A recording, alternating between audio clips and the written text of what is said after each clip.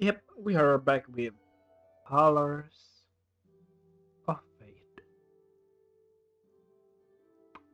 Very excellent. I kind of really want to play this game immediately, but I know I have to take a break yesterday because this game is just chef kiss. Nice. Let's just continue playing the game, shall we? Where were we? Yeah, we are trying to read book. Okay. You know, it's kind of rare to see this kind of so much details in characters. Usually they're very, soft skin, like there's no braces, no dots or whatsoever. This is nice to see. A little bit more of realism in this, you know, tragedy theme. I don't know, is it a tragedy? Yeah, there will be going to be a tragedy later. Let's just read it. To her surprise, the drawing ranged from simple sketches to almost realistic looking portraits. She especially found the countless amounts of drawn weapons a fascinating sight to see. Once Enris had skipped to a page showcasing a multitude of different insignia drawn onto protective gear, Melia pointed towards a beast head covered shield. So what is right on here? This part tells about the shields that you see here. It lists them by name and there's information for them all. Interesting. And this one, what is that for? For describing what is drawn on the shield? Alright. That is a lion, apparently. Well, here it says that it is its head. It's not quite the same anymore, but you would do well to remember that the nearest kingdom has a very similar looking creature as a symbol. Looking at it, the mane shaded with quick stroke evoked a feeling of fierceness, only trumped by sharp pointed teeth. Melia let one of her fingers glide over the parchment, smile infectious. Reminds me of a cat. Now it reminds me of that chunky tiger. Tiger was supposed to be muscular, bulky, all that kind of stuff. But in one zoo, I forget where, the tiger is just round, chunk. I don't know why. Why did you do that? A large one. I bet you could ride on it. These are predators, though, not pets. All right. Afraid to pet it then? Well, I don't know. I think everything is petable. Even a tiger and lion. I mean, you probably will lose your hand, but you pet it. At least you pet it. Like that's a good achievement, right? Losing your hand, it's okay. Me? Ah, never, of course. Promise me then. Promise me then that that you will pet a lion. Hmm? There it was, an open mouth, toothy and ready for a fight. It was simply the dimples in her cheeks that made her retain the softness of a child. If we ever come across a lion, you will pet it. Okay. Considering the genre of the visual novel, either or Enris will, pet lion heroically or he'll die. But we'll see. But lions do not live here. So you are afraid. No, no, no, no, no. Alright then, for the sake of indulging your nonsense. Lion do not live here. Thank you. Such an excuse that lion does not live here, that lion do not exist. You lion disbeliever. Thank you and much obligated. Obliged. A soft touch of his hand on her knee just to gain her attention fully, and Enris was the one grinding now. You do well to read the words too. Fine, teach me then, oh great Enris. With pleasure. Oh. Gripping the book closer now, Enris pointed toward every word he read aloud, landing at a great tournament, a story about knighthood, lands, and jousting. From my experience on playing, I forgot the game. Oh yeah, now I remember the game. It was Mount and Blade. Yeah, I played it back then a little bit, so I kind of forgot. But yeah, from my experience playing Mount and Blade tournament is a place where you will usually be beaten up. It was a grand old tale commemorated by drawings that were at once fast but fluid, showing schemes instead of true forms, a whirlwind of action. And as the knight took off his helmet, the prince bellowed, "I dare say it is a lady, not a lad." Ooh. What? A true woman, you say? A lady knight? That's what it says here, lady. See if I turn the page. Ah, yes. The next sketch shows the portrait of a woman. The picture was less than detailed, but more than a mere shadow form.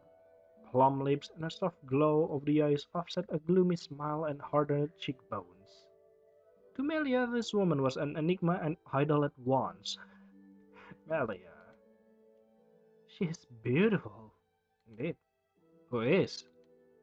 Who is that? Ah, alright. Enris' brother. Is it Jan or Jan or Jan? It's Yi and An. That's what I remember. The arrival of Enris' brother was signaled with a booming voice and a creaking door. At once he stood behind the two children, gaze cast towards the mess they had made. Melia had to crane her neck to look into the eyes that should have been filled with anger but only showed signs of slight disappointment. Nice. Even those were offset by the childish grin on his lips, a stark difference to the picture of the woman in front of her. Hello, Jan. Ah, so it is Jan.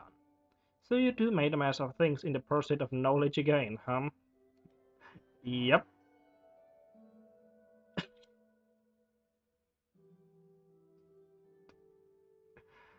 Hmm.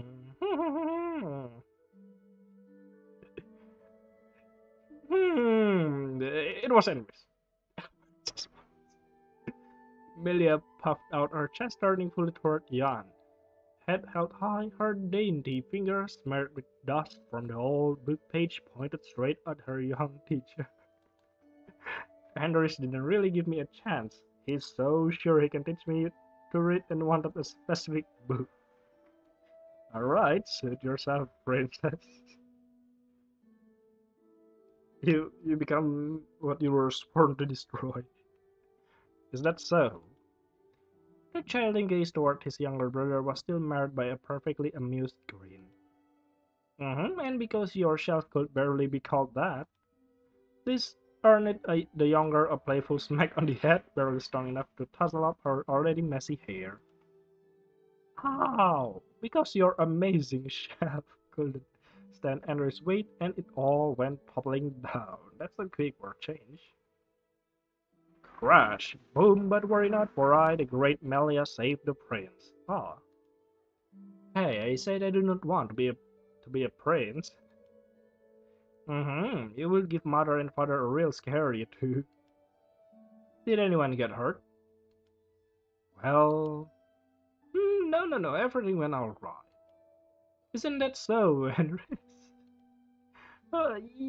Yes, of course. I didn't get hurt at all. There's no wound in my body. Melia. Nothing burst or broken, brother. Just the shelf, haha. If one could call a simple knot of the head a perfect lie, then Yan pulled it off. It was the inquisitive nature of his raised voice that gave his inner worry away. All right, I shall trust you too, this time. Phew. But Enris? There was no hint of a direct confrontation to be found, and yet Jan seemed twice as big as he had been before. Being directly addressed made Enris feel small in comparison, and so his head was downcast, gaze focused on the ground. Yes, brother. Jan brother. Not Jan brother. Enris brother, Jan, is kinda hot. Nice. If the two of you need something new to read, wait until I get back from now on. Alright? Mm, I, I don't know. Could be. I understand. I will not ever do this again. Now, if that is not a genuine promise. However, Enris, truth speakers are not afraid to look their brothers in the eye. You should know. Mm-hmm. At once he looked upwards, eyes large and wide. The shame etched into his eyeballs was genuine, brows crinkled in self-pity.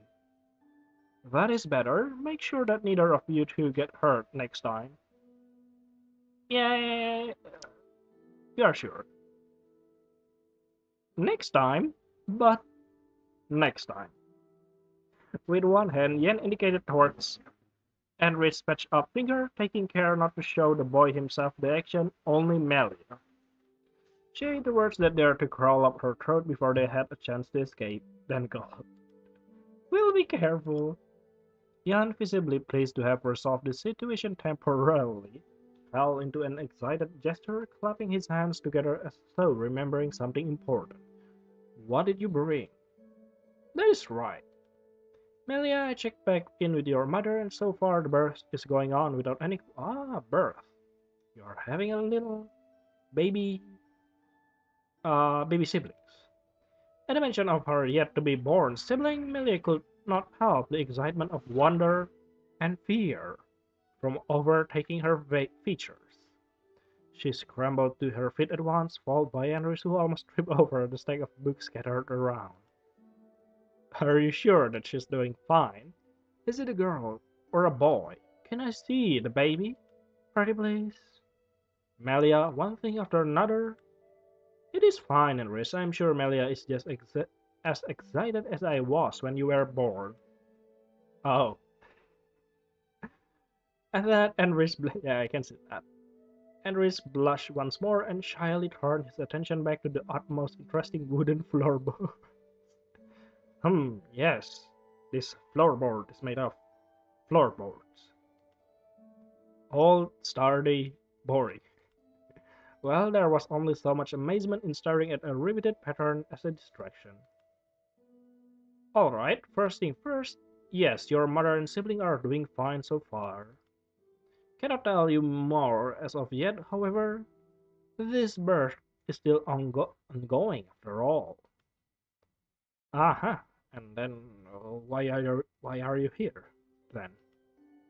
We need more herbs, and while the village midwife is keeping watch, I was sent to fetch them. Oh no, herbs.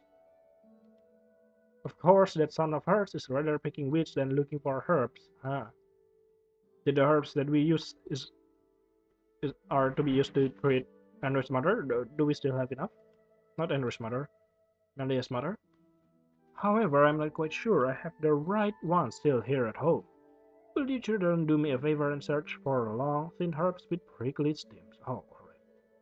It's easy to gather it, apparently. Nice. You know the one, Enris. Those meant to relax upon being steeped in boiling water. Melia's mother will need them after to regulate her stress level. Nice. At this, Enris felt pride swell in his little body. Did they? Alright. He spoke his word with conviction, glad to be used of his brother whom he looked up to so much. Of course, the one that felt like wax if you touched them, right? Nice. Exactly those. If the two of you could try find some, I will in the meantime search my herb stash for anything else we might be missing. Consider it done. Oh, look at that. Look at that face, full of spirits. Are you trying to sound like a knight, Maria? If so, add my liege or my king to it. Else you're not a proper knight. Heh. A huge smile rounded out Enris' features, puffed up cheeks filled with laughter he would not dare let loose. I do say being a monarch will suit me mighty fine. Do you not think so, Enris? Your kingdom would look like your What was that? Nothing. We'll be on our way there, sure. At this, Enris quickly grabbed the hem of Melia's undershirt and dragged her out of the door. There was a little protest from her aside from an irritated headshake. Before losing sight of Enris's brother, Melia could see yet wave a quick goodbye. See you later, Jan. Mhm. And we are outside. Nice. Look at that. The way towards the forest would lead through the small village both children called home, and so their adventure was ripe with well-known faces and kind-hearted gestures. What a lovely village! Melia counted farmers and shopkeepers, lumberjack and carpenters, children and adults alike, even a traveler. Curious as such folks were, word traveled fast, and they found themselves asked again and again if the baby was already born. And every time I knew they had to repeat the same word. Not yet, we need to grab some herb from the forest. We plan to stop by my home, though, as the way into the forest is past it. Ah, duck sound. I love that. That's a nice small addition, like putting animal life form. You know, those things to spice up the feeling of being near a forest in a village. Yeah, that's awesome. A cowbell, isn't it? Lovely. Do me a favor then and tell my congratulations once your brother or sister has been born. Yes. I will stop by later and bring your mother a fresh loaf of my finest bread. I need to repay her for the letter she lent me the other day. I'm sure it will be fine, Mr. Rowan. Mother knows that the harvest has been rough this year. No, no, I insist, Melly. All right, Rowan. Let an old man give thanks where thanks are due. Is that Rowan? All right. Rowan winked, self-deprecating in a humorous way, for he barely reached 40 in age. And if you continue being as stubborn as your mother, at least let me give each of you a slice of this spelt bread here for your little adventure. Melia wanted to deny the favor once more, too enamored with the old tales of righteous knight to consider handouts. But then Enris's stomach growled in protest, and she quickly snatched the two slices away, carrying a blush on her cheeks that could rival the one Enris was trying to hide.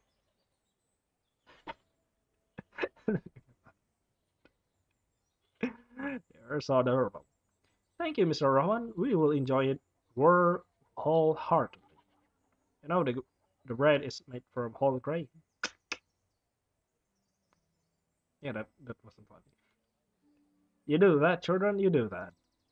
Say, that reminds me, I recently gave that brother of yours some mighty fine bread and rice. Ah, you did?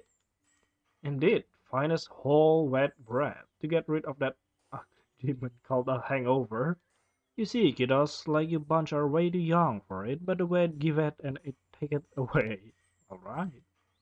Mm-hmm. Give a man bread and he'll be ready to tackle the day. Give a man ale and he'll dread the morning at midnight. Har har. Ah, you're talking about other things again, Mr. Rowan. Indeed, as a warning, as a warning. But do ask him what he thought. If he enjoyed it, tell him to stock up before his next night out.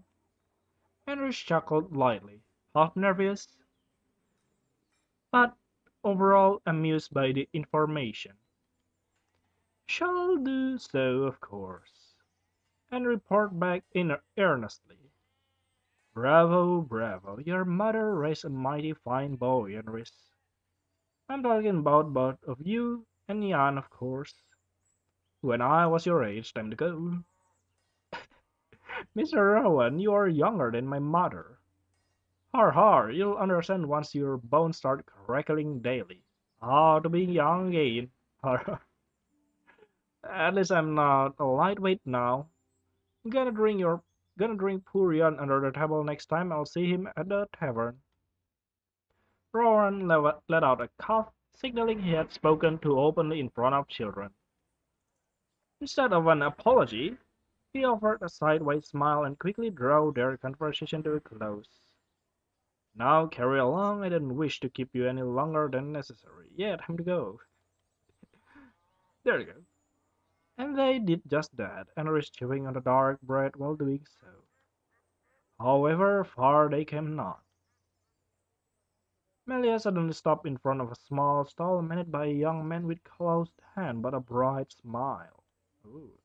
A shop for carved wooden goods, obviously made by a professional. Enris, can we take a real small stop here, please? What is it? It should be okay. Huh? Enris stumbled forward suddenly. Oh, okay. A man completely hidden from view through thick eyes of cloth roughly shoved his small body as oh man, seriously? The stranger did not care about respect or tech. His voice was gruff, stern, chilling like autumn winds. Out of the way! Oh, rude! Hey! There you go, Melia. Actually, no, Melia. You probably will get hurt. There were words on Amelia's tongue, but she was too slow to speak them.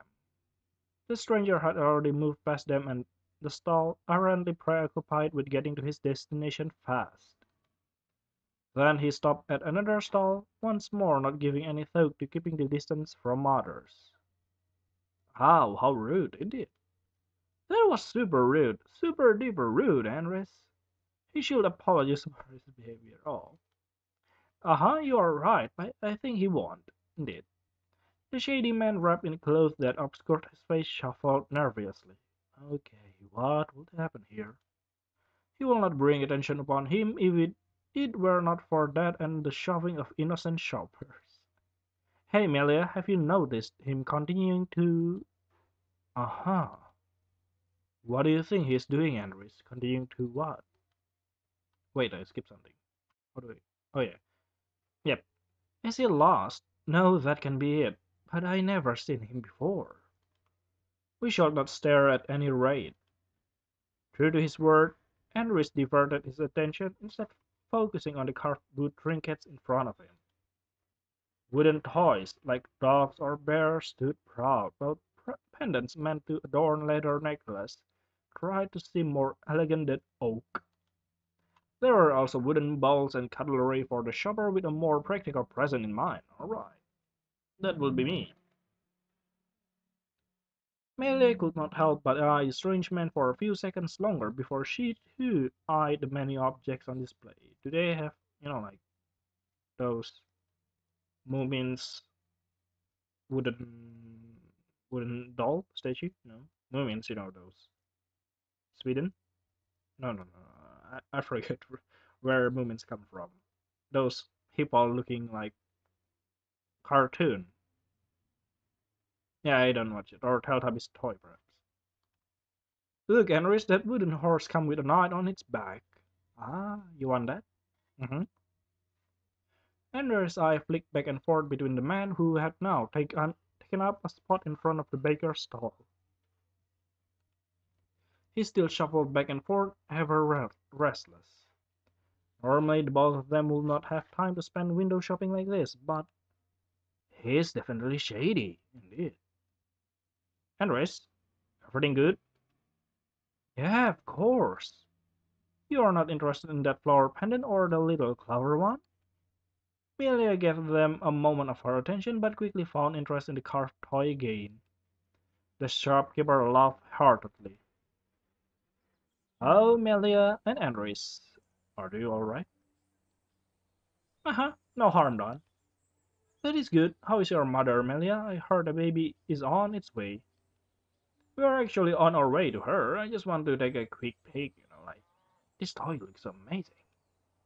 Woodwork is so fascinating, and I love that horse with the rider a lot. Usually the boys are the one who are interested in this. We also have animal toys like the fluffy dog. How do you make a fluffy wooden dog toy? That is amazing. And I should still have a unicorn hiding somewhere here. Melia, suddenly fascinated even more upon receiving the shopkeeper's curiosity, vehemently shook her head. Enris, on the other hand, watched as the stranger fiddled with the deep pockets of his coat. Nothing strange by itself if it weren't for the fact that he was shirking himself from view as much as possible. Strange. That is okay, I like knights much more. Ah, is that so? I'm afraid I don't have a princess figure yet, though. Maybe I should make one. No, no, no, no, it's okay. Just the night is okay, though. He's the one saving people after all. After that, Henry's ears perked up. But instead of speaking up about the toys, he found himself half whispering. You know what he's doing, alright. Oh, that man. Weird guy, huh? We don't often get travelers here. One question. Yes, Enris. Did you sell the unicorn and forget, or was it still here a couple? Ah, it definitely was still here shortly before you kids come along. Oh. The shopkeeper visibly grimaced, lips downcast in a worried expression. Henry awkwardly glanced back and forth from the strangers to the table. Melia meanwhile found anger bubble up inside of her. Ooh, Melia, come on. So that no, no, no, don't scream, don't scream. I think so. So that man stole. Yeah, could be. Look, he's catching people off guard near stall, so the attention get directed to the shelving. Ah, that's a way. And once he's done that, he moves on to the next hall. Upon hearing Enris say as such, he focused on the strange man. Truth was, he walked with purpose, furious in his steps. From such a distance, no anger could be made out, but Melia was sure he carried a skull deep enough to be felt.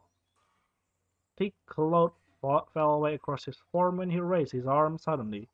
His patchwork shirt on display while in his hand rested something shiny. What exactly that remained a mystery, but his action of stretching soon ceased and the object disappeared in his pockets. A thief from head to toe, with all his being, indeed. You kids shouldn't worry about this. What would you do? I'll make sure to tell the others. Thanks for noticing, both of you. If we catch him and you're right, I'll give each one of you my wooden figure as thanks. Oh, sounds good? In but a second, the worry on Melia's face made way for excitement. The shopkeeper's words put a smile on her face, bright and alight with gratitude. Really? Really? I'm not sure if we can really take that. Yes, we can. You are really like that horse. You really like that horse and knight, huh? Indeed. I do. So, thanks, shopkeeper. I'm sure you'll catch the thief like a real knight would. Henry chuckled at that softly, almost unnoticeable. I've got the feeling you just want the gift, Melia. No, no, no, no, of course not. I want justice, like a knight would. I don't want some measly toy. Which will be nice if I get one. And work is fun, so we can have people steal such treasures. The young girl stammered nervously, voice rising before she coughed herself and ducked her head in embarrassment. Thankfully, Enris had enough tact for them both. Thank you, we will visit again later and keep our eyes open if we can help in any way with catching the thief. You kids, let us adults handle that. I'm sure Melia mothers need you more urgently. Indeed. Right. Melia, you forget about your mother and your baby sibling. Alright, I think it is time for me to end the video right here. I mean, it's been around 30 minutes perhaps, more or less. So there's an escalation now. There's a thief, which we don't know what will happen next. That's all. See you later then in the next episode of Colors of Fate Demo. Bye bye.